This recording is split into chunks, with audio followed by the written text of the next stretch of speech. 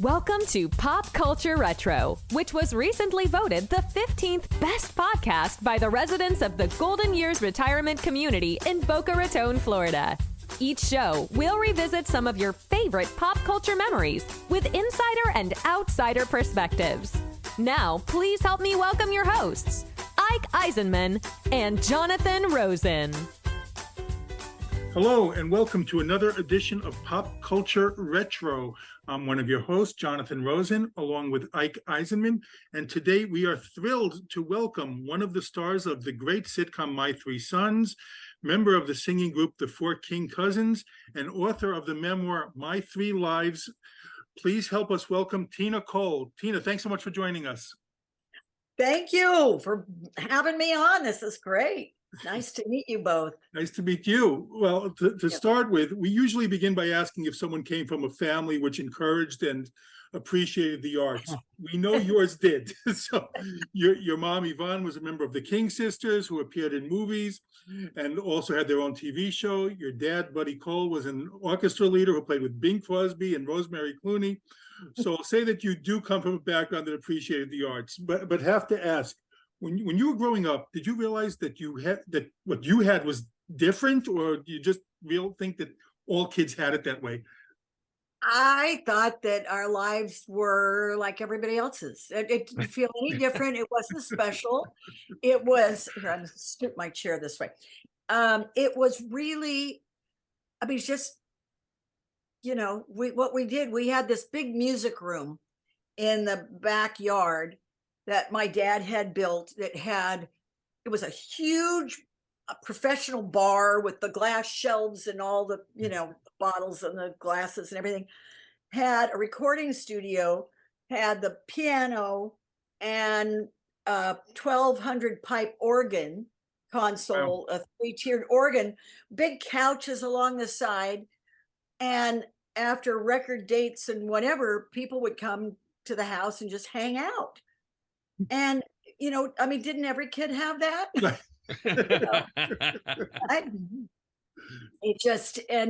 We were always, like, my cousins were always playing out in the yard while the King Sisters were pounding out notes with their arranger and, arguing over who was going to sing the hot notes. And we were just always around. So it just seemed like a normal life. It didn't seem special. That's, I don't know, that's still incredibly amazing. So you were always around celebrities growing up. Who were some of the people that you met? Oh my gosh. Well, when I'm little, and which didn't mean anything because, they were my parents' friends, but Rosemary Clooney was like my Aunt Rosie, and Bing Crosby and Doris Day. And I'll tell you a funny story. Hoagie Carmichael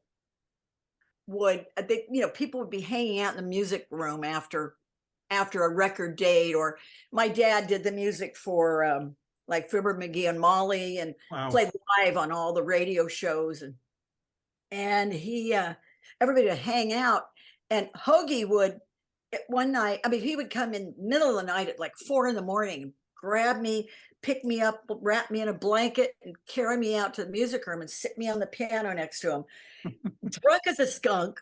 And he'd say, "Tina, I'm not going to publish this. Do you tell me if you like it?" And he'd play Buttermilk Sky or Georgia or, one of those songs. It just was, it was crazy. Another funny story. I didn't see her, but one night about, 2 a.m. or something, my parents get a phone call, and it's Clara Bow's agent. And he said, "Clara's dying to go for a swim. Can she come over and use your pool?" So my dad, "Well, sure." So, I guess she did, because the next morning my mom was cleaning the pool and found her falsies floating in the pool. Oh no. But, there were, golly, I wish I could think of everybody, but there was, James Mason, my dad, you remember seeing 20,000 Leagues Under the Sea. Of course, of course. Mm-hmm. And Yeah. James Mason was Captain Nemo and played that organ down in the Nautilus, and the world would open up, you know, and you'd see under the water, and he's playing. Well, my dad was the organist, and so James would come over and to learn to look like he was playing, you know. So I mean, it was just all the time. Yeah. Well, I mean, when you had all this going on, you know, your mom, very accomplished singer. What age did you realize that you also had a talent for it? Ooh, I never even thought about it.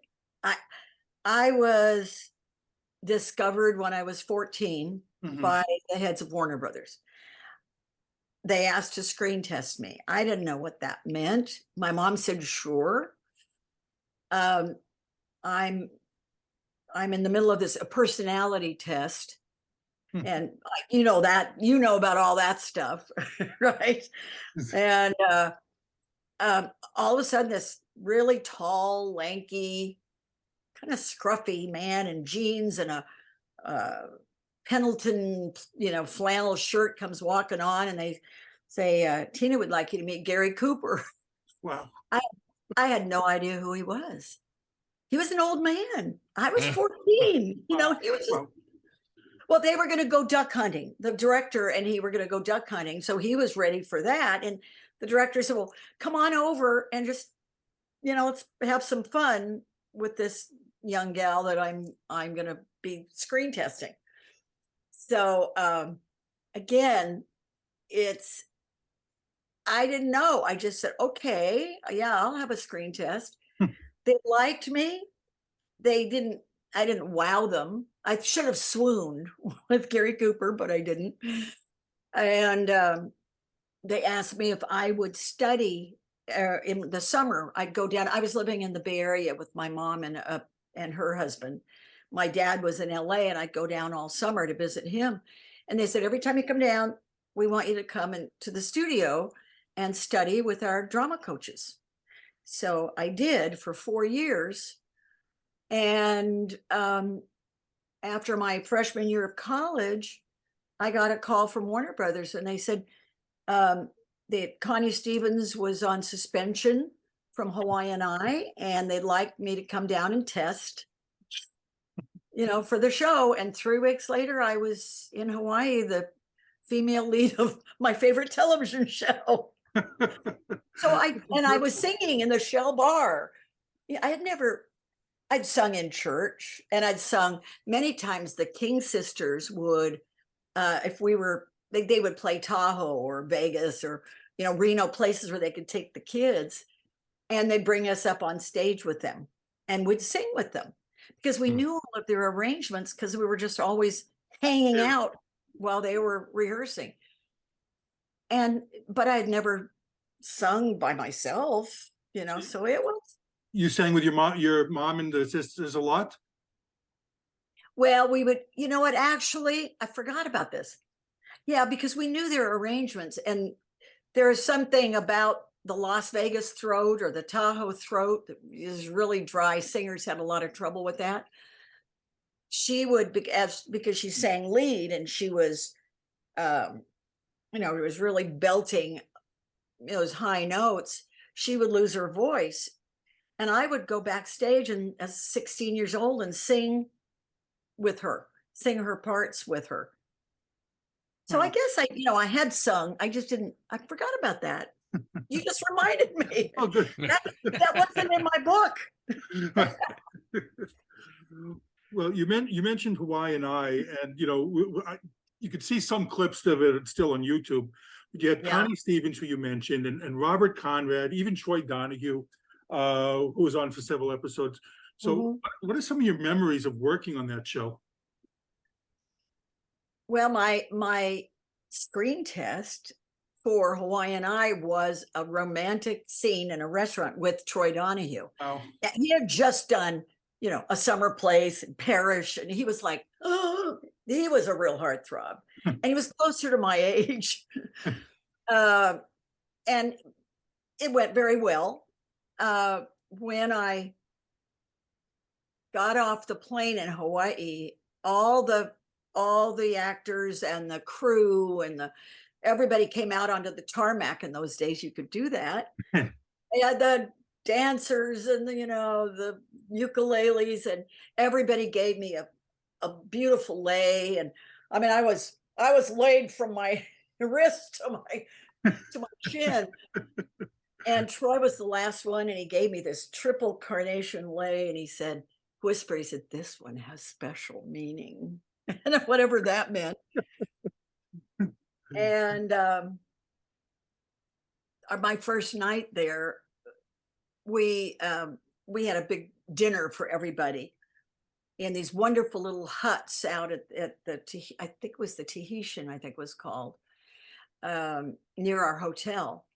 And there was a jungle in between. It's now the I guess the Hawaiian Village Lagoon, but it was just a jungle then. And Troy asked to walk me to the hotel, and he kept whispering to me about, do you feel the menahunis? Do you feel the spirits all around? And I thought that was really exciting. And he asked me to go. He said, your first night, you have to go. It's tradition. At midnight, you swim out to the reef and back. That's got to do that. Yeah. So that would be fun. And I'm so green. So he said, well, come up. I'm having a party. It's in the penthouse, and you bring your suit, and at midnight we'll go down and we'll, swim to the reef and back. So about, a quarter of midnight, and the party's raging. I mean, just everybody's just, I don't know a soul. But he said, go put your suit on. We'll go for our swim. So we went down to the beach, and we swam out to the reef in the moonlight and back, and, laid down on the towels, and he stroked my hair. And he said, you remind me of a young Lana Turner. And we walked back to his penthouse, and I went in to change back into my party clothes. And I came back out, and everybody was gone. There was not a soul there except Troy. And he's on the couch, and he's patting the couch, come sit next to me. And I did. And he said, I want to go to bed with you, don't you? And I went, you do? It's well, don't you want to go to bed with me? And I looked at him, I went, no. His arm was up like around me, and it went, he completely, fell right off. Did you don't? And the rest you can read in my book. You give the rest away. Of course. But that was, and the boys, Bob Conrad and Troy, just teased me unmercifully throughout the whole shooting. And finally, after I don't know, maybe 6 weeks or so, Conrad came up to me. He said, you know what, kid, you're all right. And that was probably the best compliment I could have gotten. So yeah, a little Hawaiian eye stories. Well, what was Conrad as intense as he seemed? Oh yeah. Really? Oh yes. Wow. He was. But you know what? After shooting, and I'd have to. This is kind of fun too. This is 1963, so Hawaii or Oahu, was, and Waikiki was so pristine, and very few hotels, no high rises, big lawns out to Kalakaua. The main street was like a 4-lane highway, and on the other side of the highway was the International Marketplace, and there was a little dive bar called Honey's, and a performer named Don Ho was his little joint, and he was my first accompanist on the show. And we would go over to Honey's after shooting, and that's where he started, bringing everybody up to sing with him in his kind of signature show was bringing people from the audience up. And we all did. Conrad sang, Troy, I mean, we all got up and, made fools out of ourselves. So he did have that fun light side, but he also was, he was pretty serious. It was pretty intense, like you said. Not bad to shoot in Hawaii, by the way. So is it through them that you got the part on Palm Springs Weekend? Did they bring you on over for that?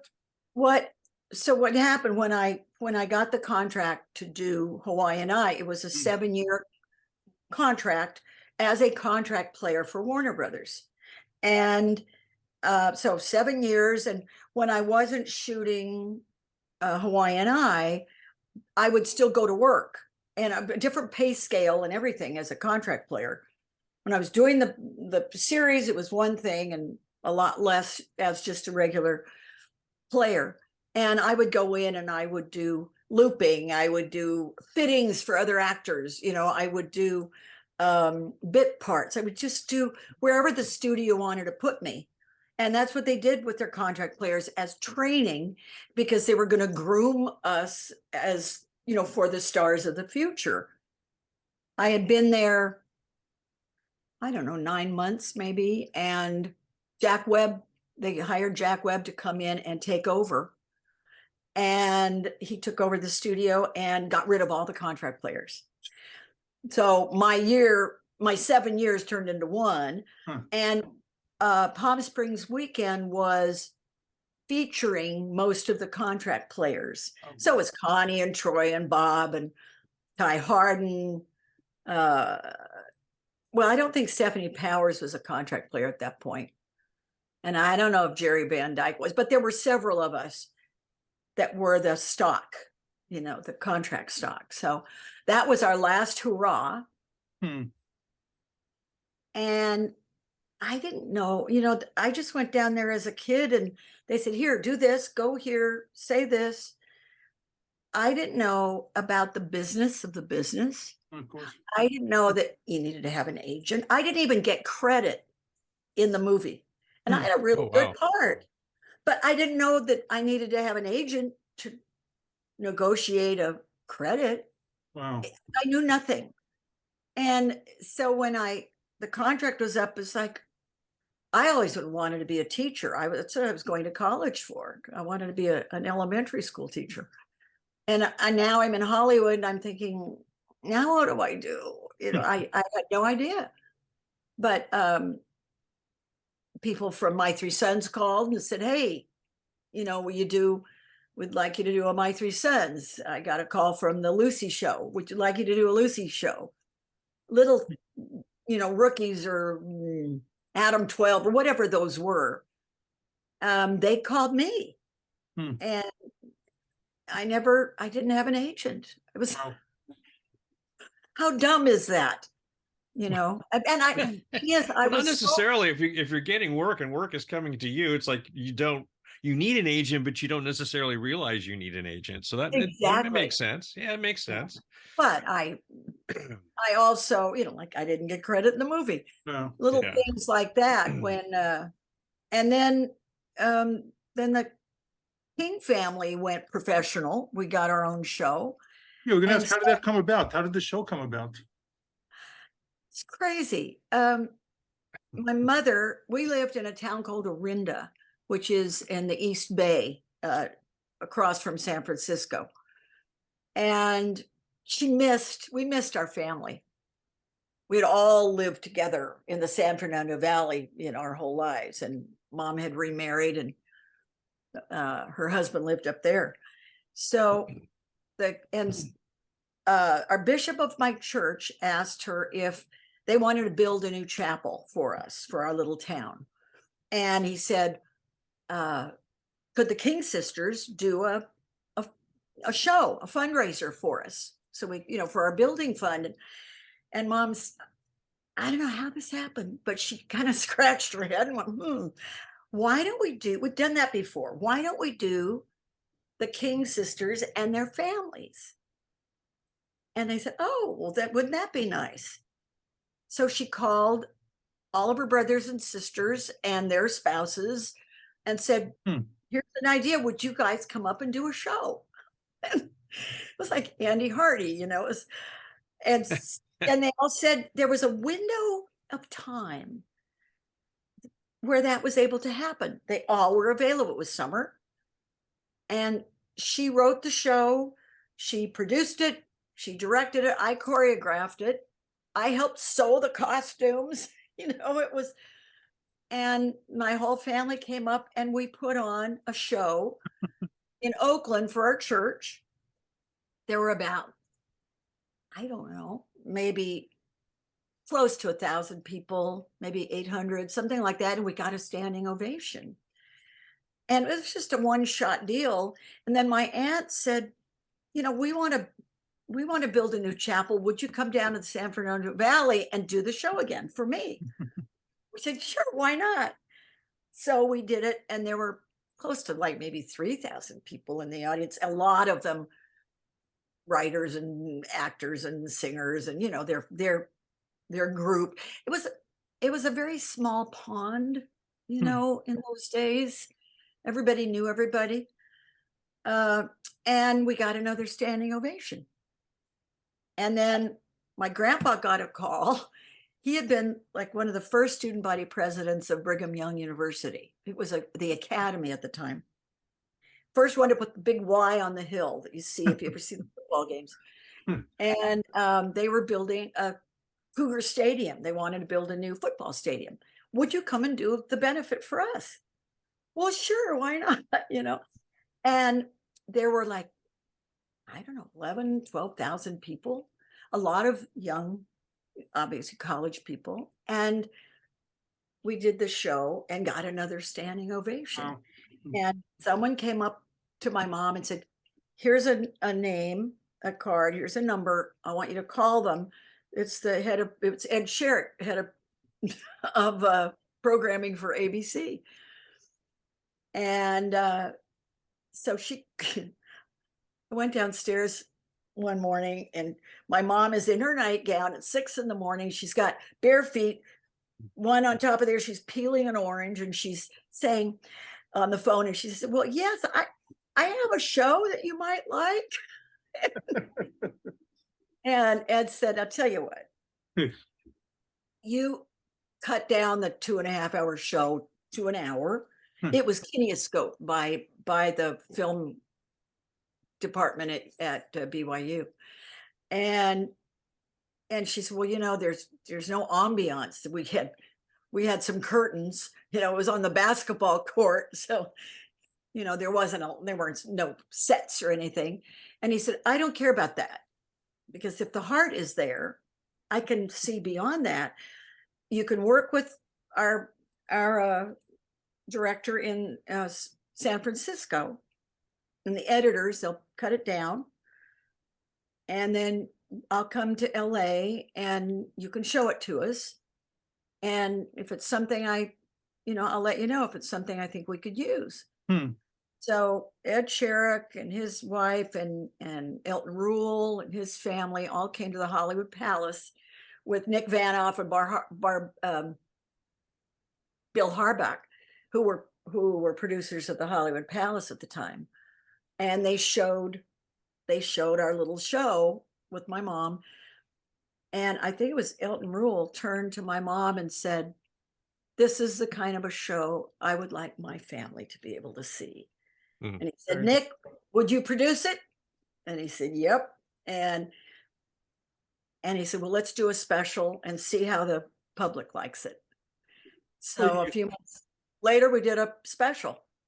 And is that the one that Bing Crosby introduced? He introduced the it was the first of the series. We replaced Outer Limits in January. We had our special in probably August or something of 64. And our show started mid-season in 65. Did you get to interact with Bing at all? What was he like? Oh yeah, I mean, very professional, nice, but I'm a kid. Right. And he had known, he'd worked, my dad was his musical director. Right. So, it was, when I look back, guys, we were young kids outside of the King sisters and Alvina Ray and my uncle Bob Clark, who had been an actor, for years. And my experience, which was limited, everybody we were novices. They had no training, no nothing. And because we had been with these people, we'd go to parties and there's Nat King Cole and Peggy Lee, all these people that, like my cousins sang on High Hopes, Frank Sinatra's Academy Award winning song. They were the kids on the song. We just did that. Amazing. So it was, as I look back and I think, oh my gosh, I sang Follow the Yellow Brick Road, with Ray Bolger. I handed him his original hat with the straw in it. And we got to sing with him, or Bing Crosby, or Dean Martin, or Louis Jordan, or George Burns, or incredible. All these people. And we didn't realize what an honor it was, what a thrill it was. It should have been. We just were working. Did our thing. I know. Crazy. Wow. Well, speaking of all these legends, and you've already mentioned the episode of the Lucy Show you did with Lucille Ball and Vivian Vance. What are some of your memories of them? And did you ever get awestruck at who you worked with, or was it just like all these other huge names that didn't I never was quite land on you? Never awestruck. I did have a movie star crush on Bob Redford. He was the only movie star crush I ever had. And, he took me to lunch and we had a nice visit. But I went to visit him on the set of Waldo Pepper, but he was a definite crush, my only one. And maybe John Lennon. I had a little crush on John Lennon. And in the book, I've got a whole section on called Help about the Beatles. Oh, we're going to get to the book for sure. But yeah, so with Lucy, you asked about Lucy. She was so professional, and she just came on, did her scene. Nice to meet you. Nice to meet you. Did the scene, and she was gone. So there was no real interaction except to rehearse the scene. Well, you appeared. Although, yeah, go ahead. I'm sorry. No, although my best friend and my roommate was little Lucy's stand-in, so she was over at their house all the time. She had all kinds of stories, but no, I wish I did. A lot of people have asked about that. Yeah. Well, going back to the King family show, you're singing with your cousins. One of my favorite clips, by the way, which I watched on YouTube many times, is when you all did the Bye Bye Birdie telephone hour song. But it can be seen on YouTube. But did you start getting recognized a lot more at that time? Was it something that, your life, now all of a sudden you're seen regularly? Yeah. Oh, yes. Yes. And of course, and it even happened more with my three sons. Sure. Sometimes I'd be working in the garden or something, and I'd need to run to the hardware store, but I didn't have any makeup on. I had, look, just, like the old housewife that was working. I put on a scarf and dark glasses, and someone would say, "Are you Katie?" I go, "How could you possibly tell this?" Because of your voice. Because I had this kind of husky, scratchy, funny voice. So, and I loved every minute of it. I don't know how you felt, about like going, I don't know how much you were recognized as a kid. Did you love it? Were you bothered by it? Well,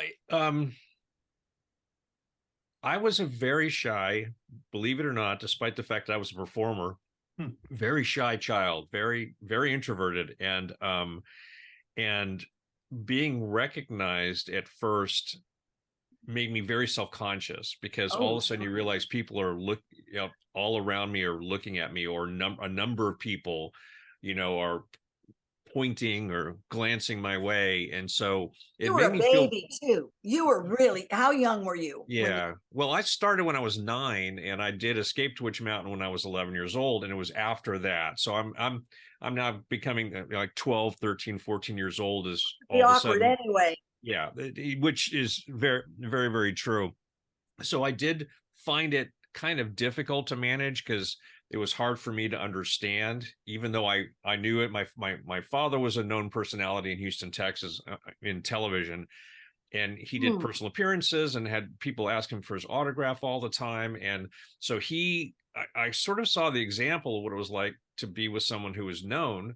But then when it was turned around on me, it got uncomfortable, you know. But it's part of the process, if you're successful and people see you, then it was the whole thing about the familiarity. They've got this massive familiarity with you because you're in their living room, right, every week. Oh, my fans know more about me than I know about myself. Yes, and that's just it. It's like we don't know who they are, but we do our best to make them feel on an equal plane with that. And I enjoyed it. I loved it when people complimented me, or they said they liked something I had done. So yeah, it was a little, it was a mixed bag. Yeah, exactly. I loved every second of it. But I'm a ham, and I'm very gregarious. Although, you know what, I'm very shy too. If I'm in a room where I don't know anybody, it's like I just kind of withdraw. Hover in a corner until someone says, "Hi, can we talk?" And then I'm fine. But I loved that people recognize me, and that even today, it's just thrilling to me, and it amazes me, absolutely amazes me all the time, that people, they say how much their lives were touched, but by the characters that I played, or and I am proud that I was in, family shows that are nothing to be embarrassed about. I mean, maybe we got a little corny now and then, but that wasn't so bad. But it touched people's lives. They always say, I wanted to be you. I wanted to be your sister. I would have loved to have been in your family. Things like that. And how a lot of people who had a rough time in their families, they would see something wholesome and loving, and it gave them hope, maybe. Yeah. I'm proud of that, Yeah. Well, as well you should be, and it's well deserved. But you got to work with like so many people. John Davidson, who we've actually had on the show, he was an amazing Isn't he great? guest. What an amazing guy. Yeah. What an amazing guy. But as well, you got to work with Richard Pryor and Flip Wilson and George Carlin, and these are all comic royalty. What are some memories you have of working with them? What's interesting, so the King family production office got a call from Ken Welch, and Bob Banner, their office, who did John Davidson, and they said, we're looking for some girl singers, and I know you got a bunch of young girls. You have anybody that can come over and do the show? 5 of us were available. So we went over, and they called us the 5 King cousins, and we're going to do one show, and we fit so well. They said, you've got to do the whole show, the whole series with us. And they were a really tight group. They were all from New York. They were big game players. So we would go out together, we'd hang out and play games, and we'd go on scavenger hunts all over the whole city of of Hollywood, Los Angeles, the San Fernando Valley, Westwood, Beverly Hills. We, go all over the place. We would, I thought it was very interesting that George and Richie were not blue at all. They were clean as a whistle. And they were just as funny as, they were when they got a little racier. Richie and the cousins, there's something, I don't know, we really got together. We were really close. And I remember one time we went, and we were filming at NBC, taping at NBC. And we went over to Toluca Lake, over to Patty's restaurant. And we're gonna have, I know Patty's. Of course, yeah. Oh man, I miss Patty's. I know. And we walk in. So here are these 5, bouncy, blonde, young little girls with this rangy, big afro black man, Richie. And this is like 66. Yeah, 66. And people are going, did you see? It was, and we just thought it was hysterical, because we didn't feel, that it was odd, but I guess it still was in some circles, that was odd to see that combination.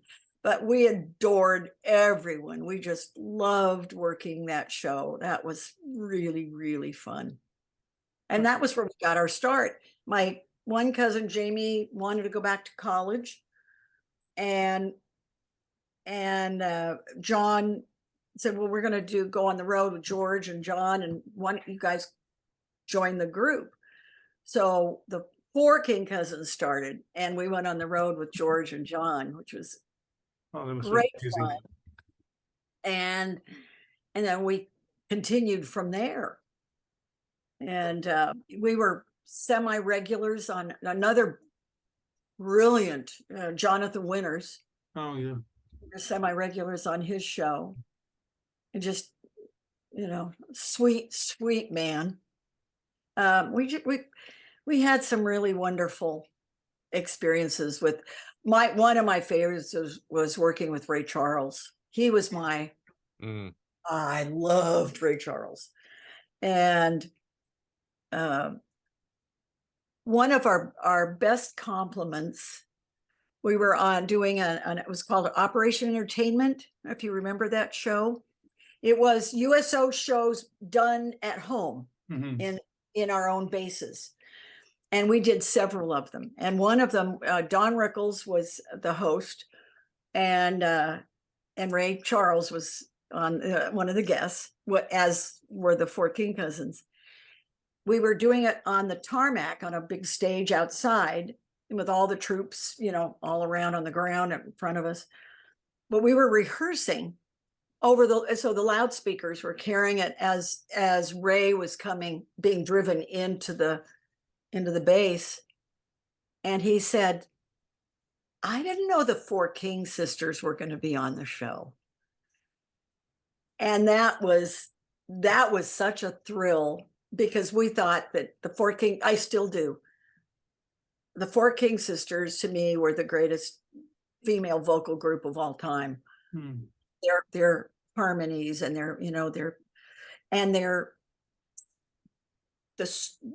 smart arrangements, their fun and their humor. And so to be likened to our moms was quite a compliment. Absolutely. Well, I want to talk about let's talk about My 3 Sons. You had guest starred on My 3 Sons several times before getting cast as Katie. How did it go from guest starring to being a regular? Oh, well, again, now it was kind of funny. When the King family were on our first show on ABC, and I had done, I guess we had just started the show. I had done a guest spot on My 3 Sons and played so I was 20 at the time. And I think Robbie was like 19 or something. And we were, the scene or the show was based on him babysitting for a married couple, friends of his. And so he brought his girlfriend over and we were going to take care of their baby. And we pretended to be married and, and with the pipe and the slippers and the whole thing. And then we get in this huge fight and I storm off. That was the last featured player. And I got so busy with the King family, and then we went on the road and we were doing all this. I was busy singing, and we worked 6-7 days a week. I got a call one night at home from Ed Hartman, our My Three Sons producer. And he said, why haven't we seen you? And I said, seen me for what? And he said, well, we've been looking for an actress to play the wife of the oldest son, Robbie, and we haven't seen you. And I said, well, yeah, I've been a little busy, with my family on this other show. And he said, we'd like to see you. So I said, okay. And I went and made usually an interview is, 5 minutes, maybe 10 at the most. You walk in, hi, I'm so-and-so, you do the sides and you leave. I went in to Fred de Cordova was our director at the time. And so this was, 5 years before he left to produce Johnny Carson. I was in there for like half an hour, maybe, and talking about all the nuances of the character, because in those days too, fans did not want to see a show change. They want to keep it.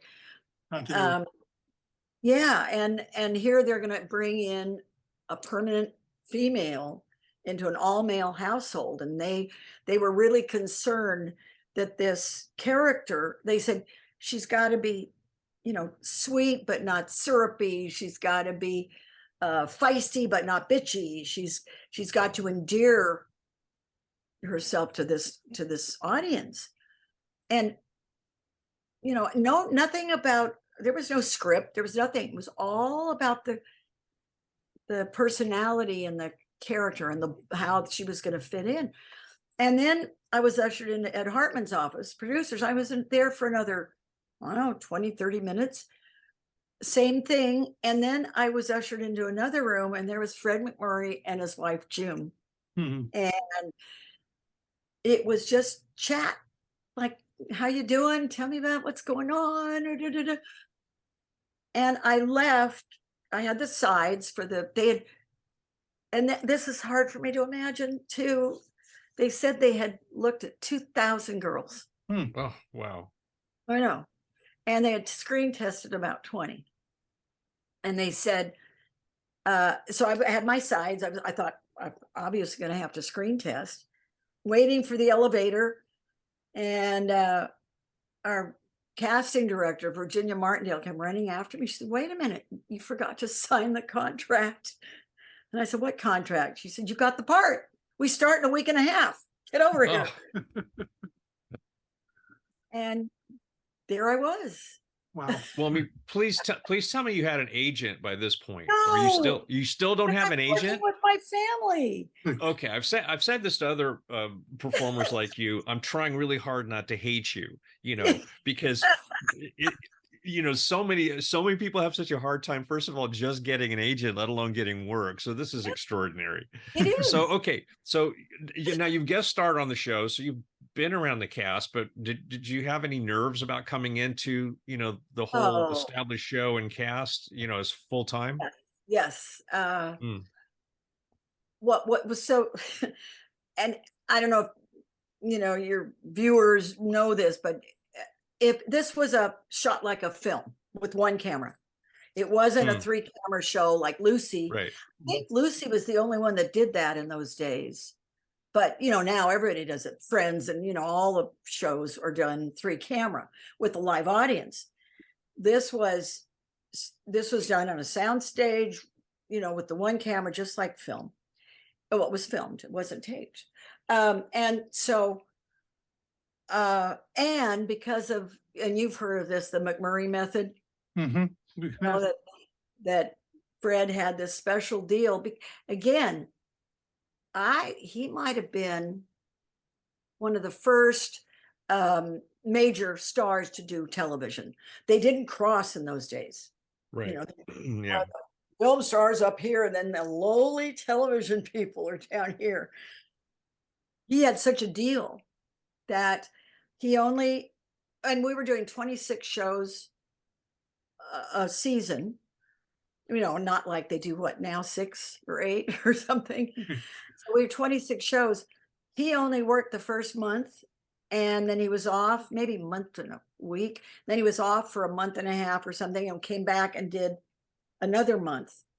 And he worked from 8 to 5, period. So 13 shows had to be written the day we started shooting, because we had to do all of his scenes from all 13 shows before we shot any of ours. And if we were in them, then, we were in with him, but they would do, the master shot, and then they would do, if it's a 2-shot involving him, they would do it, his close-up, and then move to a whole other show. And so there would be times where we would shoot 4 or 5 shows, different pieces of different shows in one day, which is why we kept Polaroid. I wish I had stock in Polaroid, because we had Polaroid at the beginning, in the middle, at the end of every scene that involved him. And then when he was gone, we would go back and film our scenes and our close-ups. The first time that happened to me, it was an emotional, and there weren't a whole lot of emotional scenes like that in the show. Robbie and Katie break up the night before the wedding. And I'm at my aunt's house in Pasadena in the bedroom crying, and Dad comes over to talk to me. And I had real tears in the master shot. I had real tears in his close-up, and I'm ready for mine. And they said, okay, let's go to the kitchen. We're going to do scene from this show. And I'm going, and a month and a half later, when he was gone, they said, hey, we've got a half an hour. Remember that close-up we've got to do of Katie in the, after the breakup. So Katie, this is what you looked like. This is what your hair looked like. This is what you were wearing. Here's the script. I hadn't seen it in a month and a half. And they're going to do my big emotional close-up. Oh my God. With our dialogue coach, who was a woman standing on an apple box next to the camera, reading Fred's lines. I don't think I had tears in my close-up, but you learn. I learned really fast, so that was, and then the whole first week or two of shooting, it was all about Robbie and Katie meeting, falling in love, getting married. And I didn't know this until 2 years later. Don Grady, played Robbie, thought I was absolutely wrong for this part. He did not want me. He almost quit. And that, I'm glad I didn't know, because it would have killed me. But we had to do all these makeout scenes, and I didn't know that he didn't like me, or it wasn't he didn't like me. He just didn't think I was, he wanted like a Ronnie Troop or a Peggy Lipton type, a little surfer girl kind of look. And here I am, this round, bouncy thing. And so we were bumping noses, or, we didn't know which way to put our heads. I mean, in the 3-camera shows, people get together, they get to know each other, they have table reads, they, chat, they're around and they learn the script that way. And this was just, you walk on the set, and here's your script, this is who you're playing with, do it. And you have a rehearsal or two, and then you film it. So there was no getting to know you time. And here we are, it was so awkward. And DeCordova, after this one particular scene, he said, okay, cut. Everybody, take a break and we'll find something else to shoot. He came to us, he said, look, you guys, you need to look like you like each other. I want you to go in the corner of the soundstage and practice kissing. Come back in about a half an hour and we'll reshoot the scene. And we did. We had to learn how to do it because, again, I didn't find out for 2 years that he didn't want me. Wow. And that he really fought against me being cast. And then we actually fell in love for real. And then he told me, how long did that take to happen? How long did that take from this time that you started the show till you guys like actually fell in love? 2 years. Was it 2 years? No, we've been married. We had babies. It was kind of natural. They said, well, okay, I have to fess up. I have a confession to make. Wow. Yeah. Well, was the rest No, of I the was cast? nervous about that. Sure. Yeah. But was the rest of the cast aware of your relationship, or did you keep it a secret? When we fell in love? Yeah. Oh, we were so obnoxious. We no one else was even on the planet. And the funny thing is and this is in the first couple of weeks, we come back from the honeymoon, and Dad's gonna have Robbie's childhood home or boy, teenage boy room redone for a married couple. We walk in on a set and there are 2 twin beds. And Don said, look, I didn't win with what I wanted before, but I'm going to win on this one. We need a big bed. You can't have twin beds. It's 1967. They're going to, they crucify us. So we were one of the first shows that actually had a big bed. And DeCordova said, look, there are some really strict rules. And even, Barbara Eden as Jeannie couldn't show her navel at the time.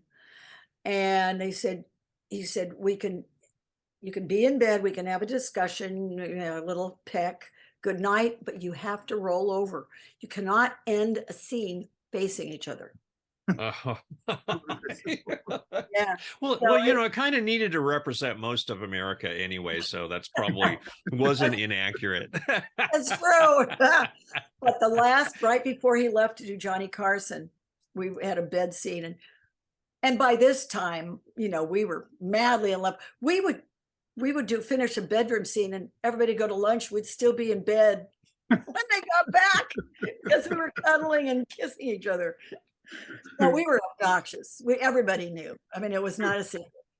But the DeCordova's last day, he said, okay, I'm going to do something. I'm going to take a chance. I'm going to end the scene with you facing each other and, in a kiss. And he said, you can't fire me. I'm already gone. So he did that. And that was really, shocking. Wow. Crazy. Look how far we've come. Oh, not good. Yeah, not good. No kidding. Well, we're I'm sorry. Go ahead, Jonathan. No, go ahead. You Oh, I was just going to jump in with, we want to continue with my three sons, but a few years after the show ended, there was a Partridge Family, My Three Sons reunion. Oh, yes. So what was the tie-in there? Wasn't that, we couldn't figure that out. We were on 2 different networks. We had nothing to do. The shows had nothing to do with each other, except that they were both widowers that started the show. By this time, Fred was married to Beverly Garland, the actress Beverly. But I don't know, and I think it was one of the first reunion shows ever shot. But it wasn't a reunion show with a scene. It was just, let's talk about how the shows were. And we sang, we they showed some scenes. They did a little bit of acting. They showed clips. It was just very strange. We couldn't figure it out. But what was interesting about that is Don had asked me to marry. Don left the show at the end of the 11th season. He wanted to just go into his music and didn't want to act anymore. And so I did the last year without a husband, which was what they were going to either have him dead or they were going to have a divorce. And, we couldn't do that. Not with a sitcom like that. You couldn't do that. So he was in Peru building an airfield or something. That's why we couldn't communicate. But he had left the show and he had moved 2 hours away, and he asked me to marry him, and I wasn't ready. I loved him madly, but I wasn't ready. And a couple of years later, he said, "Well, live with me." And I said, "I can't." And he said, "Well, I'm going to find somebody who will." And so he got married. And it was maybe 10 months or a year, something very short, when they did the reunion show.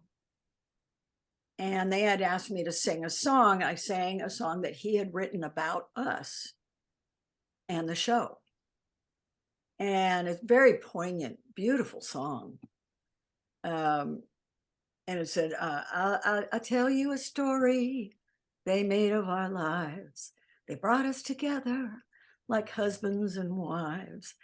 The roles that we played, the babies we made, we almost believed. It's a really beautiful song. And they asked me to sing, and he played. And after the show, he said, "I made a mistake. I really made a mistake. I'm going to call you when I'm free." And he called me a few months later, and we got back together. So you really were on again, off again for many years. 8 years, yeah. Wow. And this time I was ready to marry him, and he wasn't ready to marry. And he said he was going to try his hand in Broadway and go to New York and, do all that. And he said, "Come with me." And I said, "I will, as your wife." And he said, "No, as my friend." And I said, "I can't." And, it was just, we just were not on the same page at the same time. So, and we both ended up, I married Beverly Garland's stepson, so she became my real stepmother-in-law. And he had a very happy marriage, a really good marriage. So, but it was a lovely, kind of bittersweet time. Well, did you still stay in contact with him throughout the years? Yes. Yeah, we saw each other. We saw each other when Beverly got her star. We talked. They surprised me with him on, what's her name? Talk show. Blonde, big glasses. Was Sally Jesse Raphael? Yeah, thank you. Oh, yeah. And they surprised me with him. Wow. And I remember saying I had been separated by that time, and I asked him if he was happy. And he said, "Yeah, I'm as happy as I can be." And I thought, "Oh, darn." But and then I knew when he was ill, and but I didn't know if I was supposed to know, so I didn't really talk to him about it until maybe 3 weeks before he passed away. And I wrote him, and he said, "Anything I have to say would not do either of us any good." And he said, "You set the bar very high." Wow. Which was a very sweet thing to say. Sure. And so they had they had scheduled a spin-off for the two of you at one point. I mean, right? And and he didn't want to. but he didn't want to do it. Is that what happened? That's what it felt. Wow. And I think, I mean, and that was also at the time when, remember Fred Silverman took over, and he hated any family shows like that. He wanted, tough, crude, liked All in the Family. He got rid of as many what he called rural shows, although we weren't rural, but the Green Acres, the Petticoat Junctions, all of those kinds of shows. Andy Griffith, that people loved. That people loved. Right. Gosh, he put My Three Sons in at 10 o'clock at night or at 6 in the evening, and he just kept trying to do everything he could to get rid of us. And our ratings stayed up, and finally and that was when we did the spinoff. And then Don said, I don't want to do this anymore. And I think Silverman went, great, because we don't want that. What's morale like if you're knowing that the head of the network is trying to kill your show? I mean, was that discussed among the cast? Oh, I know. Oh, McMurray was furious.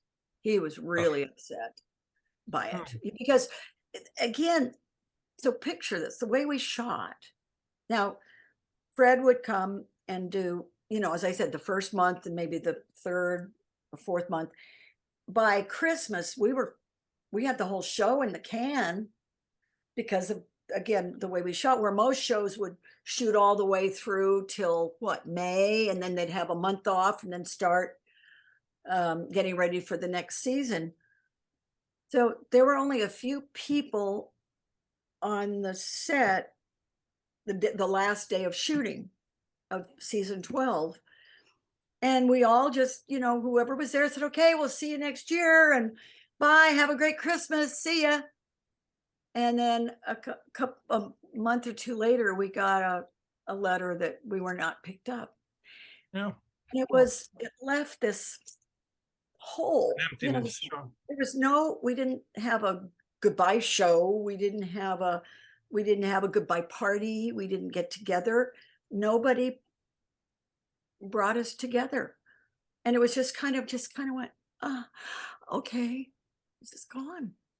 It was terrible. But you know what? It's run every single day since. It's running every morning. If you get up at 5:30 or 6:30 in the morning, you'll see us. It was a staple of me growing up. I mean, of mine. I watched it regular all the time. Yeah, but did you hate it when women came in, or did you? No, I was upset when toward the end, when there was no more Robbie. I was upset because it was like you're used to the cat, because I came in, I didn't see the earlier shows with Considine. I came in later on. So you were used to the women. Right, I was, and that's because I saw it in syndication, and a huge crush on you, by the way. So it was but yeah, it was just terrible at the, I loved the show in syndication, but I hated those episodes at the end. They're awful. And they tried so hard to with that. I never even saw them. Again, the way we shot, because they were so disjointed, there was one day, so I had these pregnant suits that I wore. And that before they just put a pillow around a woman's belly when she was pregnant. Well, Feddersen wanted it to look real. So he had these whole body suits made for me with padded with foam rubber and lamb's wool. And, every couple of months, the boobs would get bigger and the belly would get bigger. And there was a day where I did a scene where I was 9 months pregnant, where I had just found out I was pregnant, where I'd already had the babies. And then I was, in my middle 6th trimester or something. I mean, so if you didn't see it when it aired, for the season, and maybe you didn't see it when it reran in the summer, it was only twice. The shows were only twice a year, the main thing and then the rerun. You had no idea what scenes were going to be in what show. So, it was crazy. So now I know I've said that for a reason. What was the question? I can't remember, but it was, it was just an odd. So there were a lot of shows. Oh, I know. There was this, I guess, this whole thing about Steve and his long lost cousin Fergal or something, who was a Scotsman, or do you remember those in season 12? Yes. People hated those. I mean, he hated them. They didn't make sense, but they were like desperate to do something, I guess. But I never saw them. So I never knew when people asked, what do you think about, Fergal and the Scott thing? And I went, I had no idea because I'd never seen them. Because I was in them. Wow. So what made you decide to write your memoir, My 3 Lives? What prompted you to go into that? People had asked me for years to write, and I tease that I can't write a grocery list. So it was, it's just not my forte, but people kept saying, but you tell these great stories, you got to get them down. And my girlfriends, I've got a little pod of girlfriends. We call ourselves the egg rolls because it was 6, you get egg roll. And they said, okay, you're going to write this. You're going to do this. And one day I received in the mail a little voice recorder from my girlfriend in Los Angeles. And she said, you're going to start. So the girls would call me like every day and ask me a question. And I would record it on my voice recorder. And then I would send the files to her in LA. She would type them up and send them back to me. And this went on for a couple of years. And finally it's like my cousin said, you've got all these little pearls, stories, these pearls. Now you've got to weave them into a necklace. And so, and then the same gal that said, you're going to do this. And she just kept at me. She found a publisher and said, they really want to do it. And this is your deadline. So with the deadline, I went for it. And I'm thrilled. I still can't believe it. I look at it, I go, I did that. I really did that. And the fact that people are really enjoying it. Responding to it. Yeah, the reason that I kind of gave everybody why I didn't is because I didn't feel my life was tragic enough, I guess. I didn't battle alcoholism or drug addiction or abuse or, things that so many autobiographies or memoirs are about. It's overcoming, and I thought, well, who's going to want to listen to this? And then I realized I do have a story to tell. I did survive many things. Maybe they weren't those big, heavy ones, but there were, I think people still want to know how you, how you get through life, how you survive. And I'm finding that, which is lovely. Well, were there any really significant things that came back to you that you'd forgotten about when you were writing it?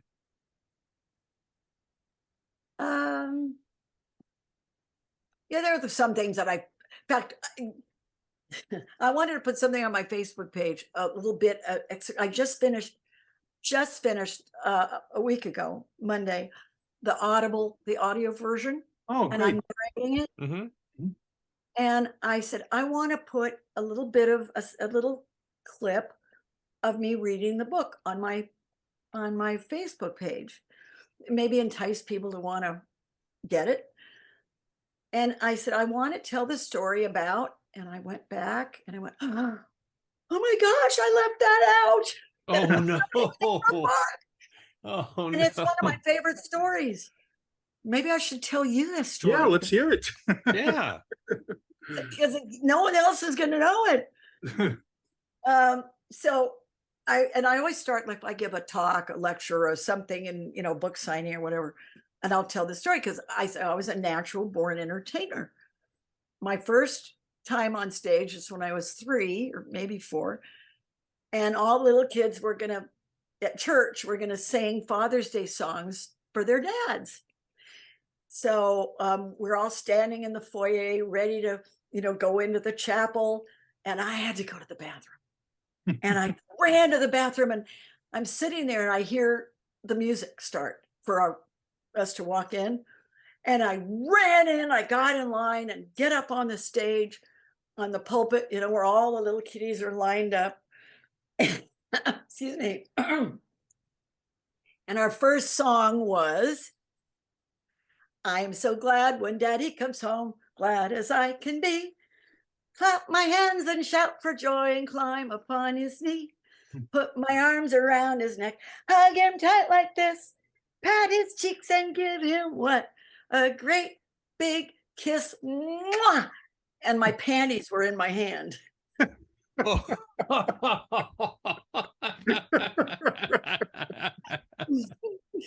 Yeah, they still talk about that. Anybody can remember. That's a great story. And I left that out of the book. I thought that would be a great clip to put. Well, you first. You're the only ones that have gotten it. So we'll put that in exclusive. So, yes. Where can people get the book? On Amazon, Barnes and Noble. You can even get it at the library. It's so that's a hardback, a softback. Bear Manor is the publisher, and you could get it there. It's, you know, ebook, and soon to be, hopefully in Audible. 4 to 5 weeks, it'll be on Audible. Fantastic. Of course, you don't get all the pictures. And the pictures are fun. Pictures are fun. So they even some libraries have it. You could always go to your library and say, gee, will you get this? And the Library Journal did a wonderful review of it right in the beginning. And so the libraries will say, oh yeah, we'll bring that in. So it'll be out there all over the place. Well, do you still do fan conventions? I'm doing one. I'm so glad you mentioned that. Yeah. I don't know if you ever did Chiller. Did you ever do Chiller? I did twice. Yes. Yeah, isn't it great? I mean, oh my gosh, it's so much fun. Yes. So they're going to do a My Three Sons. So Chiller is really the mother of all the Comic-Cons. You know, that was one of the first. It's in New Jersey, the last weekend of October. So I'm heading out soon to do that. And they're going to do a little mini My Three Sons. So Chip and Ernie and Katie will be there. That's great. And Cynthia Pepper, who did a bunch of My Three Sons, she'll be there, and also the Elvis, movies. And my girlfriend said, that's really odd because, this is horror and sci-fi mostly. And she said, I never thought My Three Sons was that scary. But that will be fun. And I do the Hollywood show, from time to time. I try to only do it maybe once a year because, everybody's seen everything you've got if you've been around as long as I have. Well, what are you working on next? Everybody said, you got to write another book. And I went, my son said, I think you ought to write a book about all the times you tried to kill us, with our accidents. But I'm on the board of directors for a theater company, a local community theater here in Lincoln, the Lincoln Theater Company that's outside of Sacramento, where I live. And I don't have time to do the plays. We just did an amazing Fiddler on the Roof, but we're getting ready to do a Christmas cabaret. So I'll sing a few songs in that. Oh, great. So I do that. I was the director for the Children's Theater for Sacramento for 20 some years.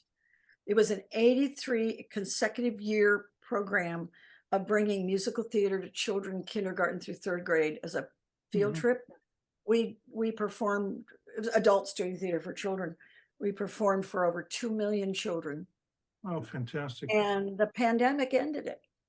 And that made me so sad because that was my favorite thing I ever did here, you know, in this town. But the theater company's wonderful. I'm very proud of it. Sounds like it. Well, Yeah, and I'm hoping, I keep hoping that, you know, somehow I'll get an agent will do, and I could get on Hallmark. Wouldn't I be a great grandma or something? Yes. Oh, you are so perfect for Hallmark. Yes. So perfect. Wow. So, yeah, I just don't. I need someone to say, "Hey." Anyone watching? Right. Yes. Yeah, you know, the coffee shop owner, the Right. you know, gift shop owner, the whatever. Well, before Grandma. we let you go, we want to ask, you know, My Three Sons is really one of the great all-time sitcoms. Do you ever go back and watch episodes, and what goes through your mind when you do? My girlfriend tapes them because she works at her computer in the mornings, you know, and so she turns it on. She says, "You want to watch My Three Sons?" And I go, "Oh, okay." There's so many that I don't remember, as I said earlier, but it's fun. It's really fun to, you know, as I'm going through watching, I can almost do the lines. Did you do that too? Oh. You know, Yes. Oh, yeah. They're in there somewhere, aren't they? Yep. But it's fun, and someone will say, "Hey, guess what's going on tomorrow night? Palm Springs weekend," and it's fun to tune in that and watch me get my head bashed in the wall as the bad guys trying to throw whiskey down my throat. No, Wow. it was a really wonderful life. Really, really good. And I'm so, as I said, I'm so proud of that. It was a kind of a show that people were touched, you know, that touched people. That means a lot to me. And I love to hear that. I love to hear the comments about the book and still about the show. They're watching it every day. Well, That's Tina, crazy.